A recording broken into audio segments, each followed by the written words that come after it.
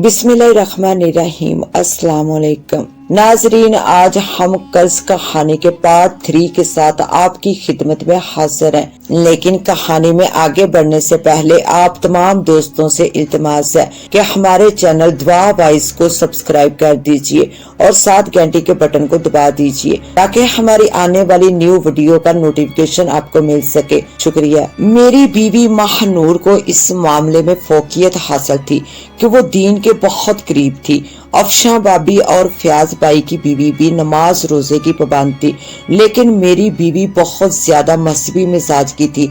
इसे इस बात की बहुत खुशी थी कि मैं 5 वक्त का नमाजी था। जिंदगी बहुत हंसी खुशी गुजर रही थी।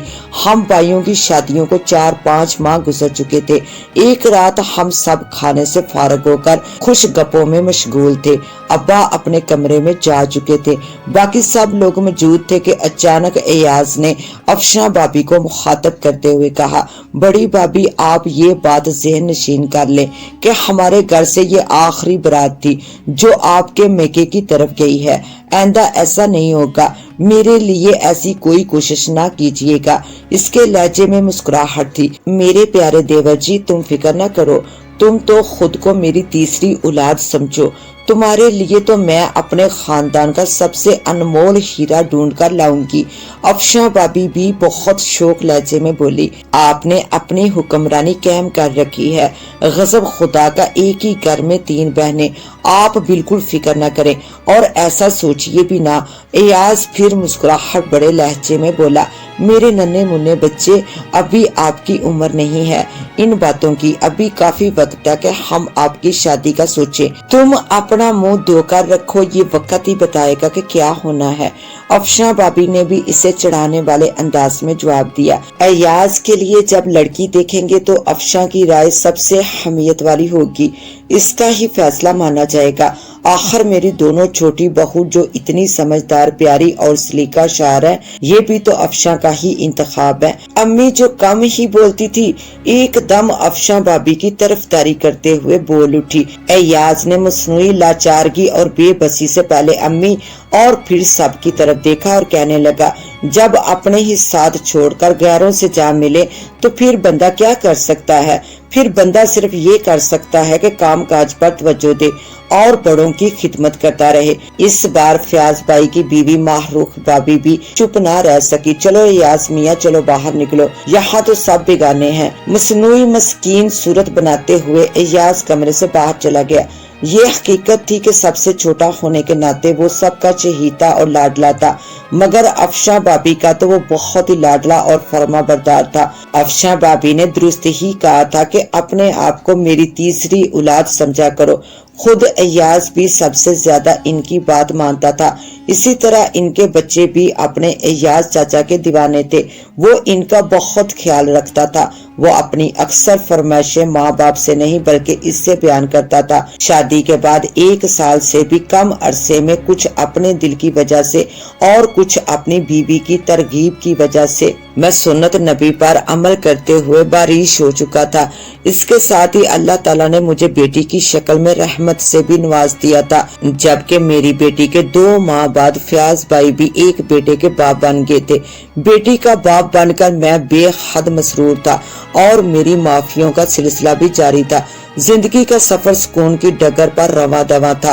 एयाज ने कुछ अरसे से दुकान की बजाय ठेकेदारी पर ज्यादा तवज्जो देना शुरू कर दी थी और अब वो सरकारी ठेके भी लेने लगा था। अब्बा अब काफी हद तक कमजोर हो गए थे। एयाज ने इन्हें मुकम्मल तौर पर दुकान पर बिठा दिया था, जहां वो सिर्फ रकम की लेन देन और हिसाब किताब किया करते थे। दीगर कामों के लिए एक नौजवान लड़का मुलाजम था जो सब संभाल लेता था। ये मशवरा भी इसे अफशा भाभी ने ही दिया था कि सिर्फ दुकान पर बैठोगे तो लगी बंदी आमदनी ही होगी। ठेकेदारी पर मुकम्मल तवज्जो दो, वहाँ तरक्की की बहुत गुंजाइश है। और फिर अब्बा जी की उम्र भी अब ठेकेदारी जैसे भाग दौड़ वाले काम की नहीं रही। इन्हें अब आसान काम करने दो और मुकम्मल तौर पर दुकान संभालने दो। एयाज ने इस बारे में मुझसे बात की तो मुझे ये मशवरा बहुत पसंद आया और मैंने अफशा भाभी की तायीद की। ठेकेदारी का काम एयाज को बहुत रास आया और इसे बहुत अच्छी आमदनी होने लगी। चारों भाइयों में एयाज और मैं काफी माली हैसियत रखते थे। मेरी तरक्की भी हो चुकी थी और कुछ महकमा जाती इम्तहानात पास करने के बाद मुझे इजाफी रकम भी मिलने लगी थी। इसके अलावा लाइब्रेरी की आमदनी अलग थी, जबकि रियाज भाई और फयाज भाई की लगी बंदी आमदनी ही थी। लेकिन हमारे घर का माहौल ऐसा था कि सब एक ही जगह खाना खाते थे।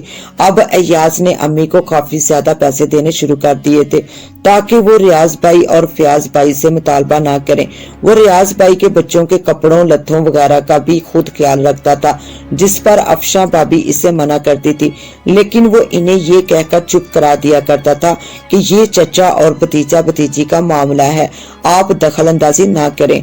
महानूर के मशवरे पर अमल करते हुए मैंने अपने पास मौजूद प्राइस बॉन्ड फरोख्त कर दिए थे और इनके बदले सोने के बिस्किट खरीद लिए थे, जिनकी अब मालियत बढ़ चुकी थी। अब मेरे पास इन सोने के बिस्किट के अलावा भी काफी रकम जमा हो चुकी थी।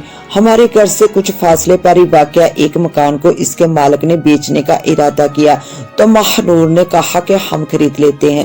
वो मकान अभी 2-3 साल कबल ही आज सरनो तमीर हुआ था। मालिक मकान किसी दूसरे शहर मुंतकिल हो रहे थे, इसलिए बेच रहे थे। जो कीमत मालिक मकान मांग रहे थे, इसके लिए मेरे पास मौजूदा रकम में कुछ कमी थी जो एयाज ने मुझे देकर पूरी कर दी थी। इस मकान को मैंने किराए पर उठा दिया और इसके किराए और कुछ अपने पास से मिलाकर एक बड़ी कमेटी डाल दी ताकि एयाज के पैसे वापस कर सकूं। इसी तरह 1 साल और गुजर गया। सालिया बाजी भी कभी कभी आ जाती थी। वो भी अपने शौहर और बच्चों के साथ बहुत खुश थी। इन्हीं से मालूम हुआ कि माहीन अपने शौहर और बच्चों के साथ बहुत खुश है और इसने अपने शौहर की ख्वाहिश पर मैट्रिक भी कर लिया है और अब आलमा की तालीम भी हासिल कर रही है। घर में अब कुछ जगह की तंगी हो रही थी क्योंकि बच्चे भी बड़े हो रहे थे। मैंने महानूर के मशवरे, अम्मी अब्बा और भाइयों की रजामंदगी के साथ अपनी नए घर में रिहाइश अख्तियार कर ली। कुछ ही माह बाद मैंने एयाज का कर्ज वापस कर दिया जो वो लेने पर तैयार नहीं था, लेकिन हमने इसे जबरदस्ती वापस लेने पर मजबूर कर दिया था। अगले साल एयाज की शादी हो गई। मजे की बात ये थी कि अफशा भाभी अपने खानदान से ही इसकी दुल्हन पसंद करके लाई थी। वो बहुत खूबसूरत लड़की थी। अल्लाह के करम से वो लड़की बहुत अच्छी और सलीका शार निकली। एयाज इसे पाकर बहुत खुश था। अफशा भाभी तो इसे बहुत छेड़ती थी और इसकी नकल उतारते हुए कहती थी, बड़ा आया तरम खान, कहता था आपके खानदान में शादी नहीं करूंगा, आप मेरे लिए कोशिश ना कीजिएगा। अब कैसे मेरे खानदान से मेरी इंतखाब शुदा अपनी बीवी के पल्लू से बंधा फिरता है। वो इसे रन मुरीद भी कहती थी। फिर एयाज इनके हाथ जोड़ता फिरता था, खुदा के वास्ते अपने लाडले देवर की कुछ तो लाज रख ले, मेरी बीवी के सामने तो मेरी पोल पट्टियां ना खोलें। अल्लाह ताला की मेहरबानी से इसी तरह हंसी खुशी हमारा घराना जिंदगी बसर कर रहा था। अल्लाह ताला ने बेटी के 5 साल बाद मुझे बेटे की खुशी भी अता फरमा दी थी। पिछले कुछ सालों में अम्मी और अब्बा दोनों ही अल्लाह को प्यारे हो गए। मैं अलग घर में था जबकि तीनों भाई इसी आबाई घर में थे। सब ही साहबे औलाद थे और सभी प्यार मोहब्बत से रह रहे थे। एयाज ने 2 साल बाद घर पर बलाई मंजिल पर 2 कमरे और एक बहुत बड़ा हालनुमा कमरा बना लिया था। फयाज भाई को ऊपर मुंतकिल कर दिया। वो तो यही कह रहे थे कि तुमने इतनी खूबसूरत मंजिल तमीर की है तो तुम खुद रह लो, लेकिन इसने ये कहा कि मैं नीचे अफशा भाभी के साथ रहूंगा, इनसे मुझे माँ की खुशबू आती है। गुजरते वक्त के साथ लोगों में मुतालिया का रुझान कम हो गया था। काफी सारे टीवी चैनल शुरू हो चुके थे जो डिश एंटीना की मदद से 24 घंटे देखे जाते थे। लोगों की तरजीह अब इनकी तरफ हो चुकी थी। फिर इंटरनेट भी आम अफराद तक रसाई पा चुका था। ये भी एक वजह थी कि लोग किताब से दूर हो रहे थे। हालांकि ये जदीद सहूलियात दुनिया के दीगर ममालिक में हमसे पहले मुतारफ हुई थी, लेकिन वो किताब से दूर नहीं हुए थे। ये हम ही बदनसीब थे जो किताब से दूरी अख्तियार करते जा रहे थे। इन्हीं वजूहात की वजह से लाइब्रेरी पर भी मेंबरशिप बहुत कम हो चुकी थी, जबकि जिल्द साजी का काम तो मैंने महीन की शादी होते ही खत्म कर दिया था।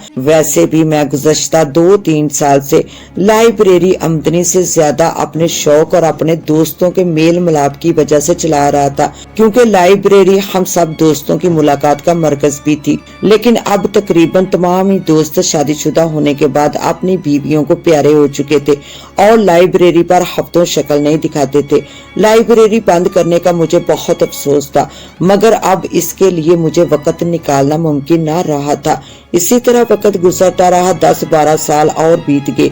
रियाज भाई और अफशा भाभी की बेटी हीरा की शादी हो चुकी थी, जबकि इसका जुड़वा भाई उमैर आला तालीम हासिल करने के बाद एक बहुत अच्छे ओहदे पर एक निजी अदारे में फैज था। सन 2010 शुरू होते ही मेरा तबादला तरक्की के साथ सक्कर हो गया था। घर का माहौल बहुत मोहब्बत वाला होने की वजह से मुझे सखर जाने में इसलिए कोई परेशानी नहीं थी कि मेरे बीवी बच्चों की मेरे पीछे खबर गिरी करने वाले मौजूद थे।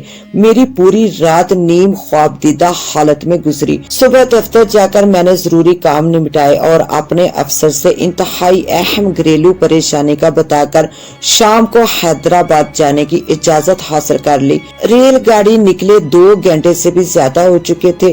3 घंटे बाद इसे हैदराबाद पहुंचाना था।